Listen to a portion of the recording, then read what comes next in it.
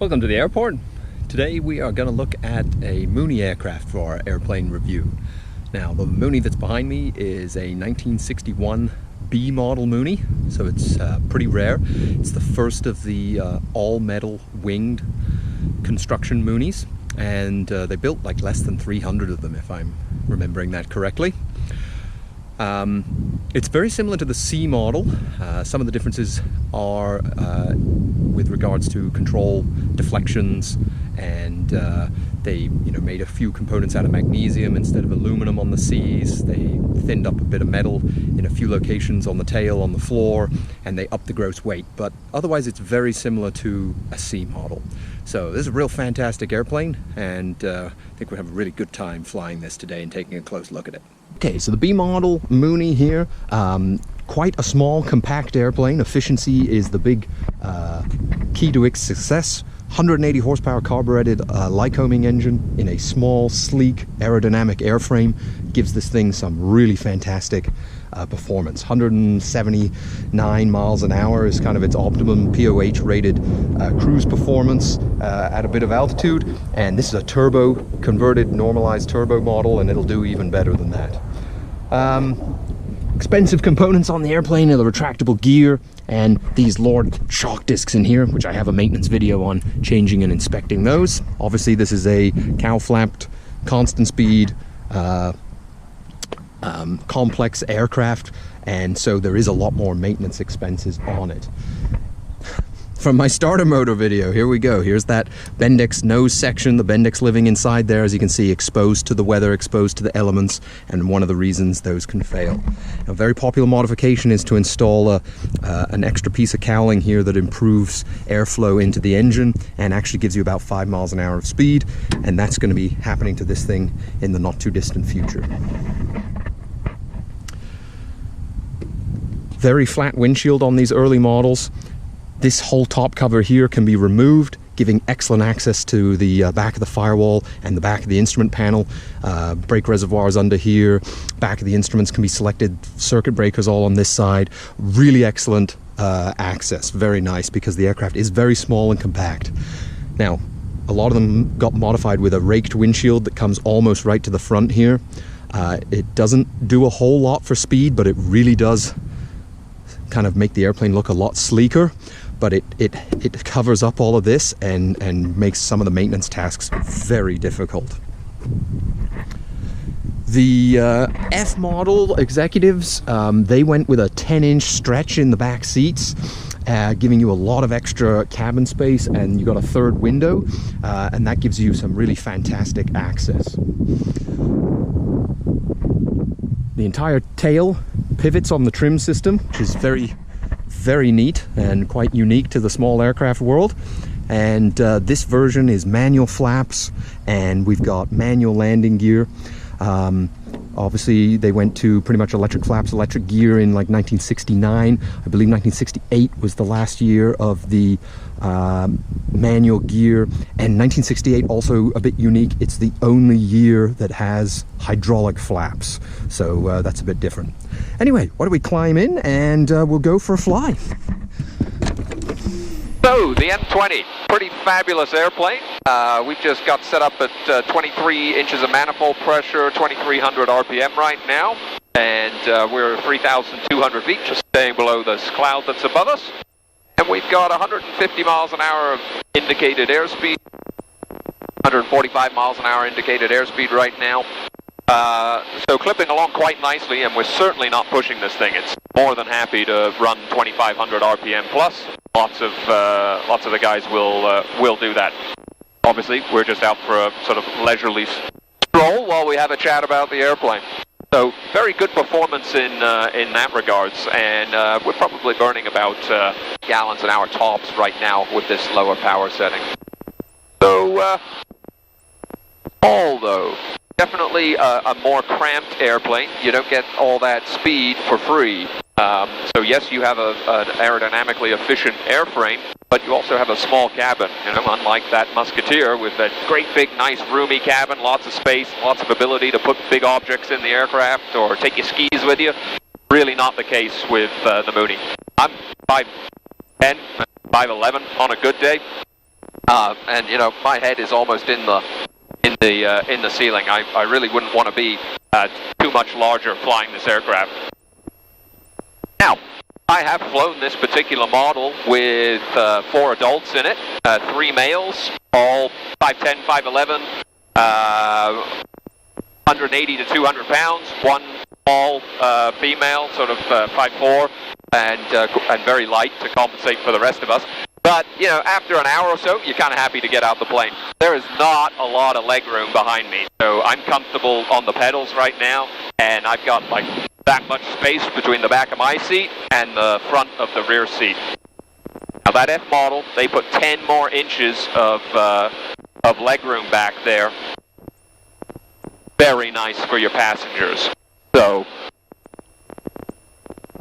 again, depending on your mission, depending on how large your passengers are or how often you're going to be flying, like full-size adults, would maybe dictate what type of model you want here. Maybe not the short-bodied C, Bs and Ds. Ds, of course, were a fixed gear variety. Now, because of the more complexity in the airplane, the insurance is a little bit more. And as I've said on all of my videos over the last little while with the airplane reviews, well, the insurance is really changing a lot right now. So how much more? Well, that is a good question. You're probably looking around the $2,000 range minimum for the Mooney. And that's really going to depend on how much value you want to place on it. Now, again, you can always insure an airplane for like next to nothing if you only want liability policy only. But if you're looking for that hull value and you want the insurance there, well, it's going to make a big difference whether you insure the airplane for $30,000 or $130,000. And it's, you know, very easy to see a huge change in value in the Mooney market. You can buy them for $30,000. Sometimes they need an awful lot of work. You know, we just did $20,000 of landing gear work on this one. You can buy $150 for that. So this is a very low time, 2,400-hour airplane. Less than half time Lycoming engine in it. Brand new turbo, refinished gear, old avionics. You know, but the airplane certainly has the capacity to hold the value if they were to upgrade, and that's, you know, looking in the future, potential options here. So this is probably an $80,000, $90,000 airplane right now, and you could easily get to 110, 115 with an IFR panel in here. Some nice, you know, Garmin avionics would really turn this into a serious cross-country machine and capable IFR aircraft. Now, insurance is also going to be dictated by your experience levels. So, because they're sleek and fast, retractable gear, constant speed prop, you know, in the United States, you're going to need a different rating to be able to fly them. And here in Canada, we don't have that, but the insurance companies are going to stop you jumping right into something. So, we recently had an individual who wanted me to look at one of these, and I made mention of that fact. And after talking to a couple of different insurance companies, he found out that he couldn't actually get insurance for the aircraft. They just, you know, nope, we want you to have some more experience, you know, go fly a couple hundred hours before you jump straight from your license straight into one of these airplanes. So you're going to want to make sure that you've got enough experience and probably get a quote for insurance prior to buying any sort of larger, more complex, faster aircraft. With that complexity obviously comes some training, and it may be very beneficial, and I would actually say it's absolutely necessary to get a bit of training in them. If you've learned on a 172 or a Cherokee, okay, there's nothing wrong with that, but it's going to be a very different flying machine. Obviously you've got the retractable gear to get into your head now to think about, the propeller to manage, and we've got a laminar flow wing. So very different stall characteristics and flying characteristics, especially in the landing phases of flight. So really want to think about that and make sure that we are getting a good thorough checkout on the aircraft. Protect your asset, and part of that is, you know, maintenance, insurance, hangarage if that's a possibility, and making sure you're well trained. Now the support for the airplane is excellent. Mooney ended up building like 11,000 of these aircraft, and wide variety of options available. So there's lots of used parts available, but there's still lots of really good new parts available and factory support. Big companies like Laser in California, and they've got lots of STC options and tooling that you can buy for the aircraft that will make your life, really quite great. The Mooney world also has a very good support group, an owners group, with lots of advice, and seems everyone's always willing to help each other out.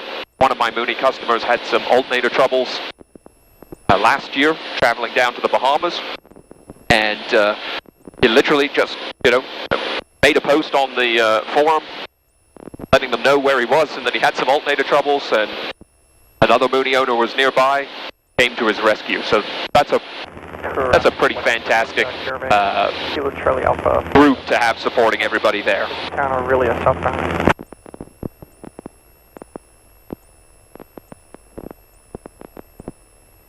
Now the aircraft is definitely a cross-country airplane. That's what it's built for. It eats up the miles, and it does it very effectively by not burning too much fuel in the process. That being said, they can still handle pretty small runways as long as the pilot is proficient and make sure you're calculating your weight and balance and performance charts. This aircraft, when we first picked it up, was at a 1,500-foot farm strip. So, you're not leaving full of fuel and with full people, but you could certainly get in and out on your own without too much difficulty at all. There is very low prop clearance. So, while you can certainly use farm runways or unpaved runways, grass runways, and gravel runways, you really need to be thinking about the prop clearance. You don't want to be taxiing over rough terrain. You'll end up with a prop strike. You don't want to be using large amounts of power in gravel or loose material. You're going to destroy your propeller in a heartbeat. So, very, very pick and choose there. I have had this aircraft in and out of some gravel runways, but ones that I knew very well. I've had it into a 1,900-foot grass runway, but again, one that I know very well and is very well maintained, rolled every single year, and honestly, it's actually in better shape than a lot of tarmac asphalt-covered runways that I go to in terms of smoothness and surface conditions. So again, picking and choosing what you're doing. It's not a Super Cub on Tundra tires, but at the same time, you should be able to use certain grass runways with the aircraft. Like a lot of low wings, definitely suffers from temperature in the low levels or on the ground. You got lots of windows, no wings providing a nice sunshade, so it can get very hot in the cabin in the summertime when you're on the ground. So again, we're going up, we're going to climb up to 7,000, 8,000 feet, we're going to open the throttle wide, and we're going to go somewhere. That's what this aircraft is built for.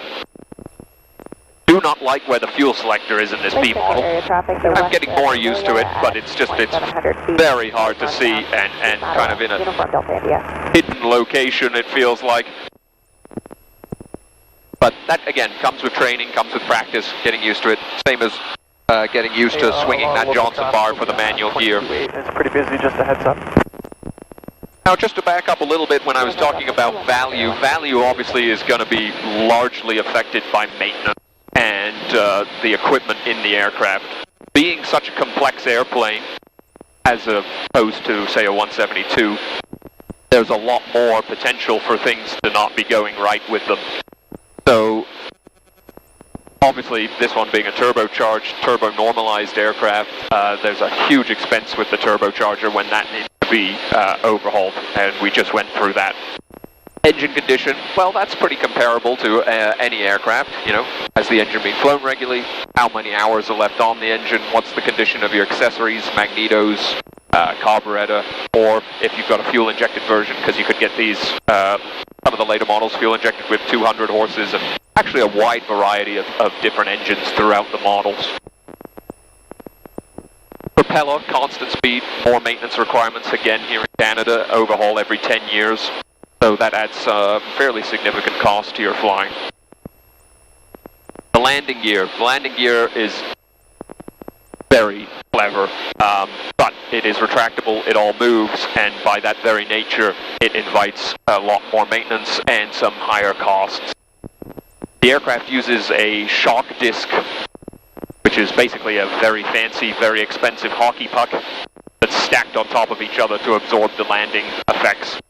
Now, the suggested lifespan of those is sort of 10 years for a long body, 12 to 15 for a short body, but in the maintenance manual, there's a number of checks to be done on that landing gear system.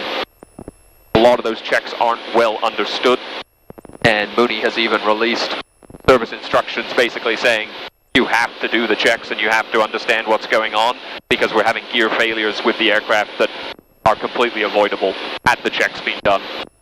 So part of the work that was just done to this was the replacement of 2 retraction tubes that had started to rust due to moisture being trapped against the tubes where there's leather boots that keep, birds and dirt and insects out from the fuselage.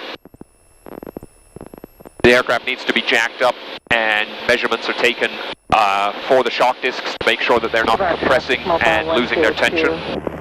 Alpha Bravo. Special tooling is required to check the preload in the landing gear system, because that preload holds the landing gear in the down and lock position. And again, if that preload is let drop too low, the whole mechanical system of the gear will lose its ability to keep the gear down and locked. And so once again, you have a ability to have a gear collapse. So gear collapses are going to result in fairly significant damage to the aircraft. Normally a prop strike, again, even if you just collapse one side in a Mooney, you're going to have a prop strike. The prop is very close to the ground.